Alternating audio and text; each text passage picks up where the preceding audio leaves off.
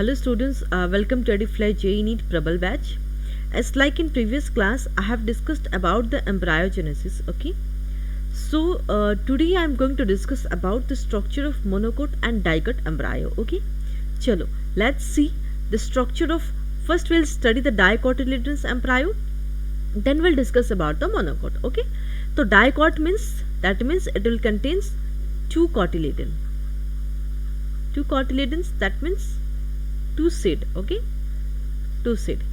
It consists of embryonal axis and two cotyledons. जो मैंने कहा, it consists of two cotyledons. You have to remember, embryonal axis above the level of cotyledons is the epicotyle. Okay, what happens? Suppose this is the cotyledons. The above region of cotyledons is known as epicotyle, and above means stem के ऊपर, stem, and below means root.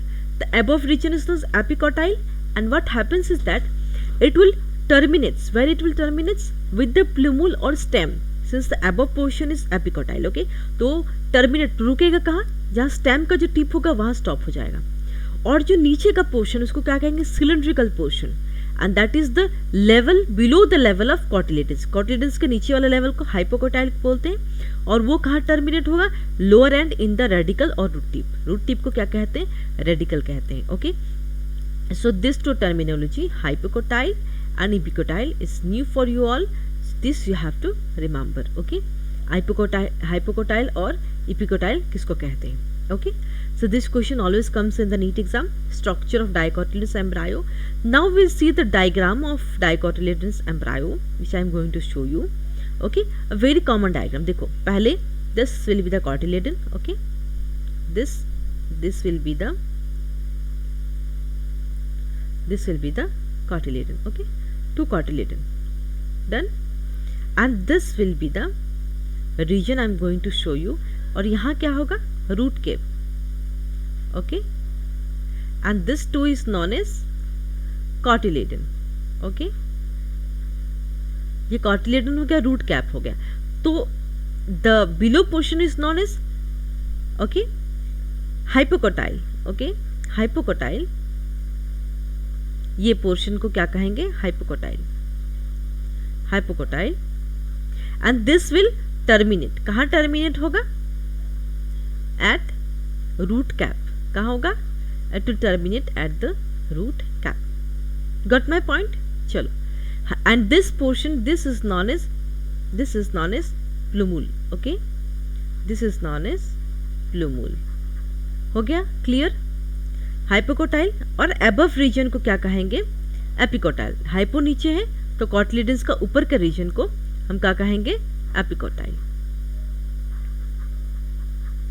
Okay, chalo. So this is about the structure of dicotyledonous embryo. Next we'll talk about structure of monocot embryo. Embryo of monocot. Monocot मतलब one cotyledon. Okay, one cotyledon is present. That means one seeded. One seed present होते हैं. Cotyledon का एक special नाम है जिसको कहते हैं स्कूटेलम. ये याद रखना आपको, NEET point of view. Maximum number of times this question used to come. The cotyledon of monocot embryo is known as scutellum. Okay, अब देखते हैं. The embryonal axis above the level of attachment of scutellum is the epicotyle. Same like in dicot embryo. Above region is epicotyle. Okay, and the below region will be hypocotyle. Done. Epicotyle में क्या क्या होते हैं? Shoot apex will be there. These are the components of epicotyle में क्या क्या present होंगे? Shoot apex will be there. Leaf primaria will be there, and that will be enclosed in a hollow foliar structure that is coleoptile, which I am going to show you in the diagram. Okay, and the lower end of embryonal axis has the radicle. Lower end में क्या होगा? radicle होगा, and root cap तो होगा, that is for sure. root cap will be present in the lower, and the upper end stem tip. upper तो stem है, नीचे का lower का है root cap. Okay, it is enclosed in an undifferentiated sheath called coleorhiza. जो root cap है, that is the structure of monocot, कहाँ enclose होते हैं? कोलियोरिजा में एनक्लोज होते हैं. ओके, मैं डायग्राम दिखाती हूँ आपको. This portion is known as scutellum. Okay, and this structure, इसमें कोलियोप्टाइल होंगे, सूट एपेक्स होंगे. Okay, so this is the diagram. Okay, this is known as scutellum, okay. और यहाँ पे एनक्लोज स्ट्रक्चर होंगे, there will get a enclose structure that is this way, okay. there you'll get an enclosed structure, fine. Or this portion is known as, here you'll get root cap, okay. This is known as radicle, इसको कहते हैं radicle, and this is known as root cap, इसको कहेंगे root cap. Always you know root cap will be at the below, okay. And this portion, that root cap कहाँ enclosed होगा? This portion is known as coleorhiza, okay, clear. और ये जो structure है इसको कहेंगे एपिब्लास्ट, ओके। और ये this round structure is known as shoot apex, and I have told you कि जो अबव रीजन है उसमें शूट एपेक्स होंगे, लीफ प्राइमरिडिया होंगे, and this is known as this structure is known as this structure is known as coleoptile, okay. Am I clear to you all? The structure of monocot structure में क्या होता है? Scutellum मतलब ये scutellum मतलब cotyledon होगा, मतलब seed. जैसे कि मैंने स्ट्रक्चर ऑफ डाइकोट में बताया था, उसमें क्या बताया था? देखो, go back and just see. Structure of dicot में मैंने क्या बताया था? ये टू कॉटिलेडन है कि नहीं? लेकिन मोनोकोट में क्या होता है? One cotyledon, that cotyledon is known as scutellum, okay. That is known as scutellum. You have to remember, coleoptile में के अंदर होते हैं लीफ प्राइमरिडिया, शूट एपेक्स होता है, एंड द डाउन पोर्शन में रेडिकल और रूट कैप, और वो सारे कोलियोरिजा के अंदर होते हैं, एनक्लोज्ड रहते हैं, ओके। चलो, next is how the seed is develop in case of angiosperms. Plant है, फ्लावरिंग प्लांट्स, तो हम एंजियोस्पर्म्स के बारे में पढ़ रहे हैं, okay. In angiosperm the seed is the final product of sexual reproduction. Seed is the final, जो सेक्सुअल रिप्रोडक्शन प्लांट का होता है उसका फाइनल रिजल्ट क्या है? सीड है। सीड से क्या होगा? फ्रूट होगा, okay. Seed is the fertilised ovule formed inside fruit. Seed किसके अंदर फॉर्म होगा? फ्रूट के अंदर फॉर्म होगा, और वो सीड से क्या होगा? फर्टिलाइज्ड ओव्यूल है, जो फर्टिलाइज्ड हो चुका है ऑलरेडी, एंड वो फ्रूट के अंदर ही होता है। सीड जो मैं आपको कुछ डायग्राम देख के बताने वाली हूँ सीड के बारे में, okay. A seed typically consists of seed coat, cotyledon होते हैं, and embryo axis होते हैं। Seed coat होगा, cotyledon होगा, and an embryo axis, okay? These three are the components of seed, okay? Cotyledons of the embryo are simple structures generally thick and swollen due to storage of food reserve. Cotyledons जो embryo का structure कैसा होता है? बहुत thick structure होता है, जो मैं आपको भी दिखा रही हूँ। I'm going to show you with the help of diagram, okay? See, this is the diagram cotyledons. Cotyledons क्या होता है? सीड। आपने किसी भी फ्रूट होते हैं उसमें आपने देखा है, देखो ये structure of seed, okay. This is the structure of seed. ये क्या है? Two cotyledons. Cotyledons means seed, okay. और मैंने आपको बताया कि जो सीड कोट है स्वॉलन ड्यू टू, अच्छा, कॉटिलेडन्स कैसा होना चाहिए? थिक होना चाहिए। सीड कोट होता है उसके अंदर, और एंडोस्पर्म होता है, कॉटिलेडन होता है। देखो, suppose this is the diagram, ये डायग्राम है, ठीक है, ओके। तो this layer, outside layer will be the seed coat. क्या होगा? Seed coat. This layer is known as, outside layer is known as seed coat, okay. And this inside layer, ये जो layer है इस तरीके का, okay, this layer is known as endosperm, okay. This is known as endosperm, और endosperm के अंदर seed रहेगा। तो ये देख रहे हो आप लोग, this is the seed, okay, this is the seed. Am I clear? ये सीड है, सीड के अंदर ये सारे जो है एंडोस्पर्म है, जो खाना वगैरह देंगे, और अंदर सीड होगा। उसी सीड से क्या होगा? फ्रूट बनेगा। Just like in previous slide I have told you, cotyledon is a thick structure. देखो कैसा होता है कॉटिलेडन, यहाँ पे मैं बताती हूँ आपको। दिस, ओके, दिस डायग्राम, देखो ऐसा मोटा स्ट्रक्चर होता है cotyledon. This is the cotyledon. Okay, it is a thick structure. Am I clear? Okay, and this layer is known as endosperm. Okay, and this is shoot apical meristem.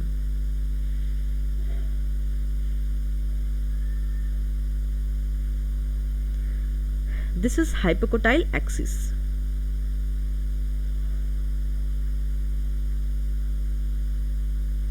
Okay, तो ये है structure of seed, development of seed, और भी पढ़ने वाले इसके बारे में. चलो, मैच्योर सीड्स में भी नॉन एल्बुमिनस और एल्बुमिनस. जो मैच्योर सीड्स होते हैं दे में भी नॉन एल्बुमिनस और albuminous, this two terminology important. Non albuminous seed क्या होते हैं? No residual endosperm as it is completely consume. जब when there is embryo development endosperm रहेगा ही नहीं, मतलब रेसिडुअल्स नहीं फॉर्म, जो बचता है ना उसको रेसिडुअल कहते हैं. रेसिडुअल्स नहीं रहेंगे, कंप्लीटली कंज्यूम हो जाए. कब? एम्ब्रायो डेवलपमेंट के टाइम में. Like pea groundnut. Pea आप लोग जानते हो, ग्राउंड नट जानते हो, है ना, उसका एंडोस्पर्म जो कंप्लीटली हम कंज्यूम कर जाते हैं, है ना, है कि नहीं. एल्बुमिनस सीड क्या होते हैं? Retain a part of endosperm as it is not complete used up during embryo development. कुछ पार्ट जो एंडोस्पर्म का रह जाता है, क्योंकि total part is not involve in case of embryo development, that you have to remember. जैसे कि wheat, maize, barley, castor, sunflower. देखो वीट कैसा होता है, गेहूं जानते हो ना आप लोग, गेहूं कुछ पार्ट रह जाता है ड्यूरिंग एम्ब्रायो डेवलपमेंट. बर्ली हो गया, मेज हो गया. ओके, चलो ये हो गया आपका डेवलपमेंट ऑफ सीड का part. Seed coat of ovule is known as integument. Okay, बाहर का जो लेयर है उसको क्या कहेंगे? इंटेग्यूमेंट कहेंगे. Okay, tegmen is the inner seed coat. Tegmen जो है इनर सीड कोट है. ये terminology you have to remember. Seed coat, ovule का जो सीड कोट है, जो मैंने आपको भी डायग्राम में बताया है, पिछले डायग्राम में, this diagram I have shown you. ये जो सीड कोट है ना, इसको क्या कहेंगे? इंटेग्यूमेंट कहेंगे. This is known as integument. Okay, चलो देख लेते हैं. Testa is the outer seed coat. Tegmen inner हो गया, टेस्टा आउटर. 2 सीड कोट होते हैं, you have to remember. Inner वाला टैगमेन है, आउटर वाला टेस्टा है. पेरिस्पर्म क्या है? The residual nucellus which persist in the seeds. The residual मतलब जो बच गया न्यूसेलस जो सीड में रहता है उसको क्या कहेंगे? पेरिस्पर्म. एग्जाम्पल क्या है? Black pepper, coffee, castor, cardamom. Okay, जो मैं डायग्राम दिखाती हूँ आपको, जैसे कि सीड कोट है. ओके, तो दिस सीड कोट है. आउटर क्या है, इनर क्या है? आउटर क्या है? Outer is tegmen, sorry it's testa, and the inner is tegmen. Okay, outer is testa, inner is tegmen. ये याद रखना है. 2 सीड कोट होते हैं, 2 लेयर होते हैं सीड के, 2 लेयर्स. Okay fine. तो ओके हो गया. Next line says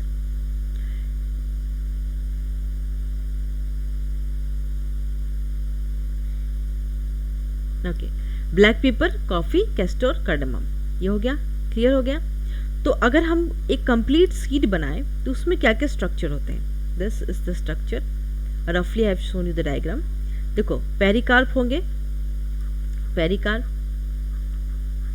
next endosperm, this portion is endosperm. Okay, ये 2 लेयर होंगे ना, यहाँ पे सीड कोट है तो there will be 2 layer, tegmen and testa. this layer is known as coleoptile and this is known as plumule. This layer is known as plumule and ये जो नीचे वाला जो लेयर है ऐसे करके है, this is coleoregia. Okay, so the complete diagram of seed ऐसा होता है. चलो अब बात करते हैं seed is done. Now we'll discuss about the development of fruit. Fruit कैसे डेवलप होते हैं? सीड से फ्रूट डेवलप होंगे. Okay, ovary develops into fruit. Ovary क्या होता है? फ्रूट में डेवलप होते हैं. ओवरी विल डेवलप इनटू, जो सीड होंगे यहाँ, ये सीड क्या होगा? फ्रूट में डेवलप होगा. Okay, the wall of the ovary develops into the wall of the fruit called pericarp. जो ओवरी का जो वाल है that will develops into fruit, that will develops into fruit called pericarp. Ovary का जो वाल है that will develop into pericarp. Ovary का जो वाल होगा वही पेरिकार्प होगा, दैट इज फ्रूट, उसको कहेंगे फ्रूट. द फ्रूट क्या होगा, फ्लैशी हो सकता है, जैसे कि गुआवा फ्लैशी फ्रूट है, ऑरेंज, मैंगो एक्सेट्रा. और कुछ फ्रूट्स जो है बहुत ड्राई होते हैं, जैसे कि ग्राउंड नट, मस्टर्ड, बहुत ड्राई फ्रूट है etcetera. Many fruits have evolved mechanism for dispersal of seeds. बहुत सारे फ्रूट्स जो हैं they have evolved mechanisms dispersal of seed, जो कि मैंने प्रीवियस क्लास में आपको डिस्पर्सल ऑफ सीड बताया था. ओके, वो आप नोट्स देख लेना. The thalamus contributes to fruit formation. Such fruits are called false fruits. कुछ फ्रूट्स में क्या होता है, जो नीचे का जो थैलेमस होते हैं ना, नीचे का जो प्लांट है थैलेमस ऐसे होते हैं, वो भी क्या करते हैं, पार्ट लेते हैं फ्रूट में, and that is known as false fruit. जैसे कि एप्पल, स्ट्रॉबेरी, कैस्यू एक्सेट्रा. आपने देखा होगा सभी लोग एप्पल खाते हैं, उसको फॉल्स फ्रूट में आते हैं. And this question comes in the NEET. और मोस्ट फ्रूट्स जो है डेवलप, वो टोटली ओवरी से डेवलप होते हैं, उनको क्या कहेंगे, ट्रू फ्रूट्स कहेंगे. ओके, चलो तो डायग्राम देख लेते हैं. इसका डायग्राम देखो, जैसे कि एप्पल बनाओ, सिंपल सा एक एप्पल बनाओ. This is apple. Okay,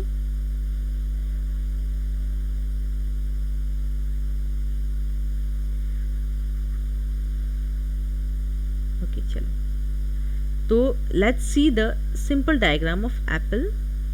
okay, apple बनाओ. सो दिस डायग्राम, ये तो आपको पता ही है. यहाँ क्या होगा, you all know that seed is enclosed here. यहाँ 2 सीड होते हैं, 2 नहीं कई सारे होते हैं. तो this is seed and this portion is known as thalamus.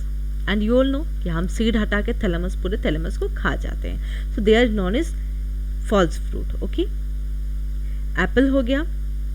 Strawberry, अगर स्ट्रॉबेरी का देखो तो if you are going for the strawberry, अगर आप स्ट्रॉबेरी को काट के रखते हो इस तरीके से होता है, ग्रीन लीव्स होते हैं. ओके, तो ये जो इनसाइड वाला लेयर होता है, ये सब आप लोग खाए हो, you will know, this is known as thalamus. Okay, and this is outside layer is known as achene, ACHENE.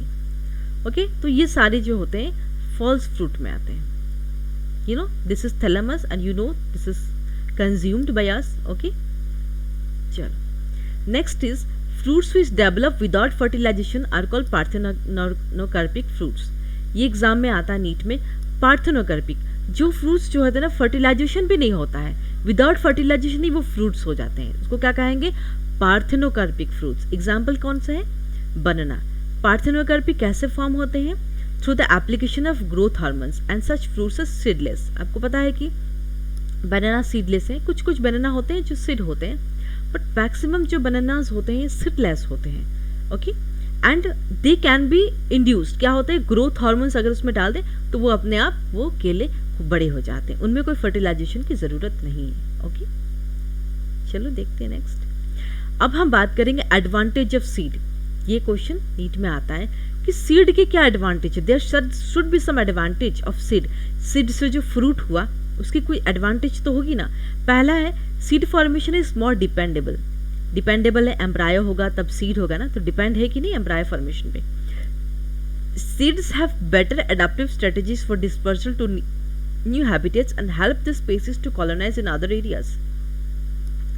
Seeds जो होते हैं they have very new habits, बहुत सारी स्ट्रेटजी है जो क्या करते हैं, दूसरे स्पेसिस के एरियाज को भी वो कॉलोनाइज कर सकते हैं.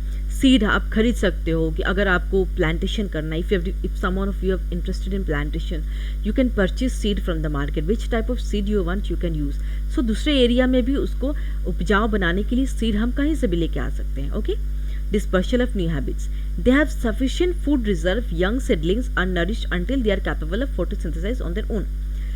बहुत सारे फूड रिजर्व होते हैं सीड से ही, जो उसमें फूड रिजर्व होते हैं बहुत सारे. यंग सीडलिंग्स होते हैं छोटे छोटे, जो जब तक वो फोटोसिंथेसिस करते हैं तब तक करते हैं, खुद ही नरिश करते हैं अपने आप को. सीड जो है उसी से क्या होता है, फ्रूट बनते हैं. ओके, नेक्स्ट है the hard seed coat provide protection to the young embryo. जो सीड कोट जिसका बहुत हार्ड होता है, वो जो यंग जो छोटे छोटे एम्ब्रायो अंदर होते हैं, फ्रूट होने के पहले सीड तो हार्ड ही रहेगा ना, तो उसके अंदर एम्ब्रायो होता है, तो वो क्या करते हैं, प्रोटेक्शन देते हैं ताकि एम्ब्रायो बेकार ना हो जाए, फ्रूट तरीके से बन जाए। Okay, being product of sexual reproduction they generate new genetic combination leading to variation. ये product of sexual reproduction, you all know seed is the product of sexual reproduction होने के बाद सीड फॉर्म होते हैं, and that what they do, जैसे कि हम humans में क्या होता है, न्यू जनरेशन होता है, बच्चे होते हैं, तो that will lead to variation. लेकिन सीड में, सीड से ही तो वेरिएशन हो रहा है, सीड होने के बाद उससे फ्रूट हो रहा है, तो सीड की जो variation, they will generate a new genetic combination that will lead to variation. This point you have to remember the advantage of seed. Seed के क्या फायदे हैं, it can be used as food throughout the year and also to raise crop in the next season. आप उसको whole year तक खा सकते हो, इतना ज़्यादा वायबिलिटी अच्छी है उसकी, वायबिलिटी बहुत अच्छी है, viability you can say, you can store that seed, आप उस स्टोर को, सीड को स्टोर करके रख सकते हैं फॉर द नेक्स्ट सीजन। अगर आप नेक्स्ट सीजन में आप खेती करना चाहते हो, if you are going for plantation और any kind of farming, then you can use that crop, that use that seed in the next season. Okay, so with this I have completed today's class, that is about the structure of monocot and dicot embryo, about the development of seed, false fruit, true fruit, parthenocarpic fruits, and advantages of seed is done. Last topic is left, which I'll complete in the next class. Okay, so if you have any doubts regarding this part or part of any chapter, it is sexual reproduction flowering plants, till now I have discussed 11th to 10th lecture is almost done, 9th to 10th lecture, so you can just go to my playlist and just revise the notes or whichever I am teaching you. If you have any doubts regarding any class, you can WhatsApp me. Okay, so with this I'll conclude my class today. Thank you so much.